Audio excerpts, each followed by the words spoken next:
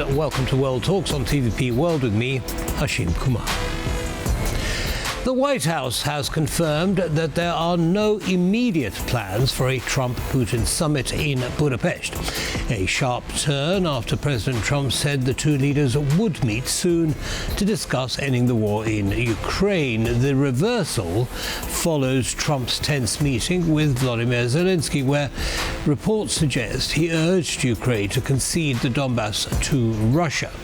As allies question Washington's direction, we ask what's really behind this shift and what it means for the war's future. To lay all this out for us, we're joined by David DeBatto. He's a geopolitical analyst, a retired US Army counterintelligence agent. David, welcome to TP World, and thank you very much for taking the time. Thank you for having me. So, okay, perhaps you can shed some light on this, because we've been hearing all kinds of messages coming from different directions. You know, they will meet, they won't meet. You know, there's no confirmation they'll meet. What happened so far as you can tell? Well, the only continuity when dealing with Donald Trump is lack of continuity. And I think the world has learned that. My opinion is what happened is most likely a combination of a few things. One is that Putin probably did get under Trump's skin. During the phone conversation, I'm sure that Trump did try to press him for taking part in a peace agreement, a ceasefire with Ukraine. Putin reneged, said no, and that probably did aggravate Trump. I don't think his advisors told him to do this, to cancel the meeting. I believe that this was something he personally did on his own, because he does take slights against his wishes very, very seriously. I think also, though, what's going on is things are not going as well as he had hoped in the Middle East, in Gaza. The peace treaty there isn't holding up as well as he thought. Things are actually heating up there, and I think his mind and those of his advisors are a little diverted right now. And so I think between what's going on in Gaza, what's going on in his mind with the slight between him and Putin, and the phone call contributed to this. But I have to stress that I think when another phone call happens between Donald Trump and Vladimir Putin, that things will change again.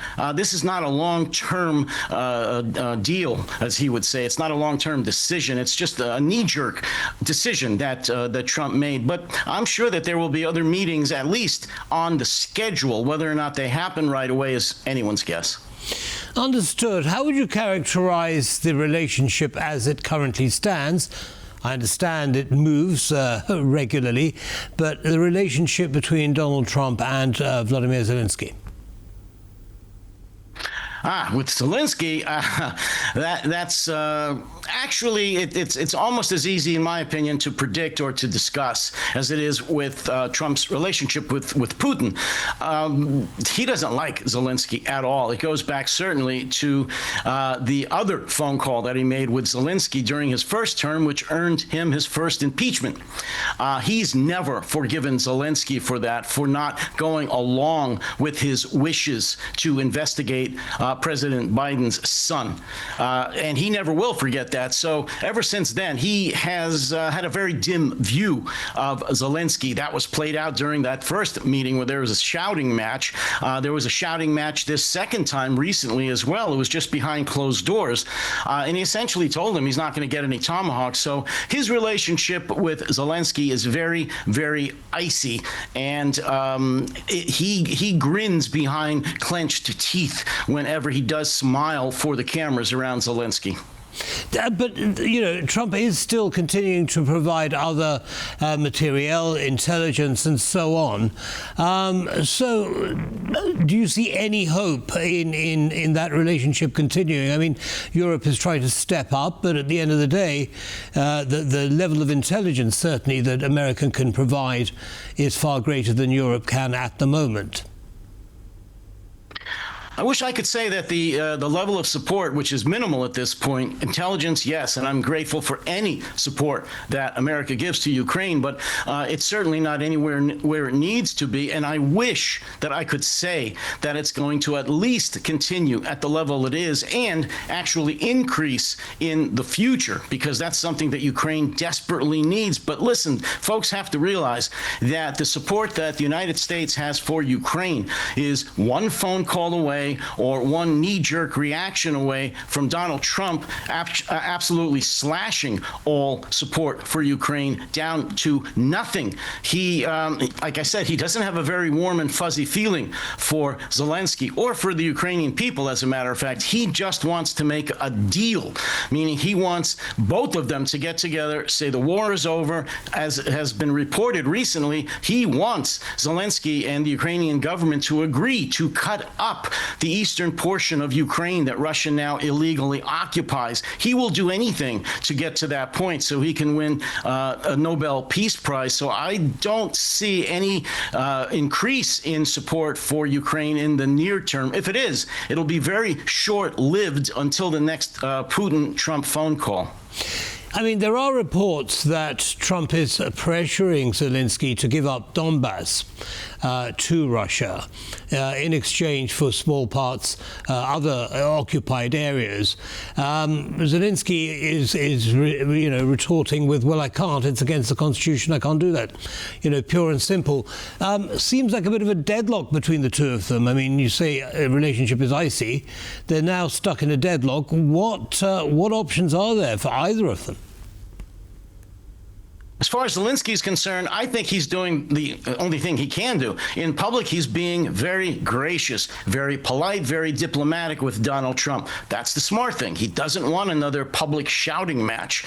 And he will take whatever he can get when he has those meetings. However, behind closed doors, and not that secretly, actually, he is working behind the scenes to get as much support, military and financial support, from Europe. That is increasing. So what does the future hold? Much less support from the United States. Zelenskyy will tolerate Trump, be polite. He will not say anything to further damage the relationship, but he is going to depend and lean far more heavily on Europe, both NATO and the EU. And I do see signs that that is bearing fruit. They are starting to supply Ukraine with far more financial support, and they're gearing up for far more military support for Ukraine. That's the way it's going to go.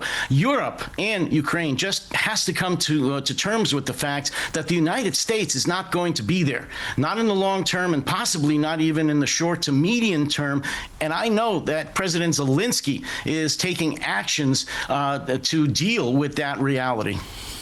How does that translate, David, to America's role in NATO?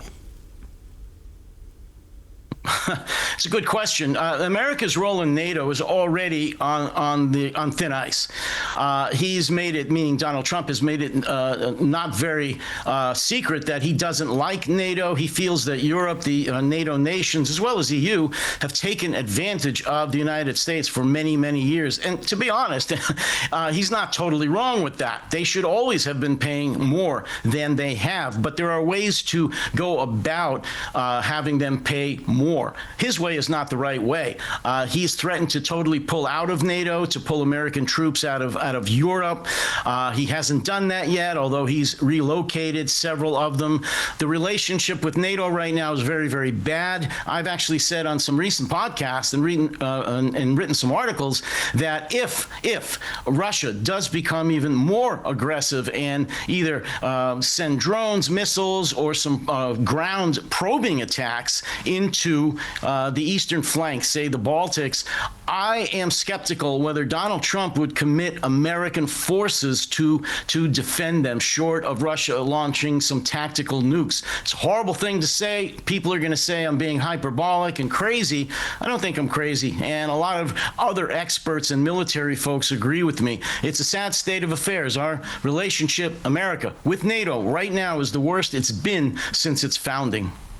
Right. Well, certainly not a pretty picture that you paint there. How is Europe stepping up? I mean, you said a couple of minutes ago they're investing a lot more financially, but also in terms of materiel. But I mean, Sweden has just done a deal for Gripen fighters with Ukraine. It's going to extend over 2 to 3 years. Is that more of the kind of thing you'd like to see? Oh, absolutely. And I've said very strongly that Europe is stepping up to the plate, but far too slowly. Several articles recently, one of which you just mentioned, but there's several others where Germany and France and Sweden and Denmark are upping their military budgets a great deal. They're preparing a drone wall in Eastern Europe on the eastern flank. They are reopening their factories that have been pretty much closed, or at least closed to wartime facilities. They're reopening them. They're increasing their defense-related budgets for ammunition, for equipment, for not just drones, but tanks and aircraft. Are they doing that? Yes, they're doing it far too slow. Recent reports say that they may take as much as 10 years before NATO, for the most part as a group, says that they're going to be ready to react to Russian aggression, a full-fledged Russian attack, an invasion. That's far too long. It's about 10 years too long. So is Europe stepping up? Is NATO stepping up? Yes, they are, but they still don't get it. They lack the political will. They have the resources. They have the money. They've just committed 150 billion or so to Ukraine from some of the funds that were being held in Belgium. It's not enough, and it's not fast enough. They need to move much faster, think larger, and in terms of now, not in terms of 5 to 10 years, or I'm telling you, it will be too late. Well, certainly a unified approach is something that many observers have been calling for since the invasion of Ukraine has started. Let's hope that Europe gets better at it. David DeBatteau, thank you very much indeed for sharing your analysis with our audience. Have a good day, sir. You bet. Thanks for having me. Thank you. Bye. And that brings us to the end of this episode of World Talks. Don't go away, there are lots more coming up. Goodbye.